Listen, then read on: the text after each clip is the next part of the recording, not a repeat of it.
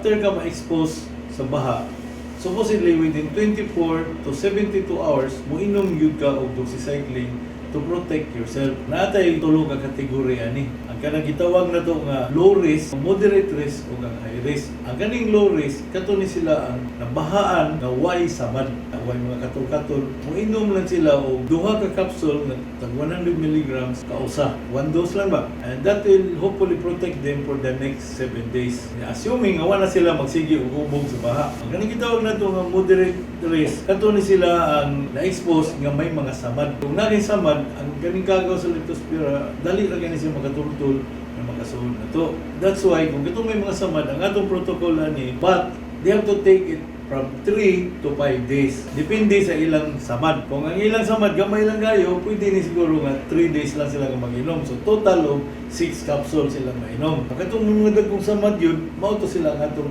5 days. Under also constant monitoring sa atong mga healthcare worker. Ha, dili na yung ginakainom ka, save na rin ka, automatic, dili na siya nga. Kinahanglan pagyapon ka, magmatngon sa imong lawas. Hinaw ka, wala kay ubo, wabay sakit ang buho, sakit ang tiyan, kalibang, yan. Usual mo lang ang mga symptoms sa leptospira ba? Nakakaanang mga symptom niya, history nga na-expose ka sa baha, magpatanaw kita sa atong mga healthcare worker. Para in the event nga nakapenetrate gini mo ang kagaw, early ang atong intervention. Ang ikatulo, may samad man uwa na na-expose sa baha, nga nagsigil lang yabog ubog sa baha until now, katugang low risk, kainom kang duha. After 7 days, muinom na siya usab. Pero kung may samad ka, nakainom na ka itong 3 to 5 days, muinom na lang siya 2 capsules every week yapon. Kana kung digin mapugngan ang pag-ubog sa baha. Ang dili pwede mo inuman ng doxycycline is ang children below 8 years old.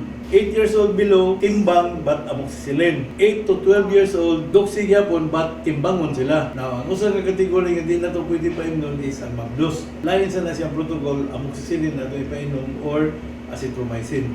Mas maangay ta mahadlok kung na-expose ka sa baha na wa tay iinom kay ang kagaw di mo na mananghin, di mo na manuktok tong lawas mga pusod lago may musuod na siya sa gusto na tong sa dili. Pila ra man gid ang pag-inom, dipinsa na lang ta ba total inom ganitag mo inom ganitag tanduay nga makadaot sa tong lawas nga nagpapainom tambal nga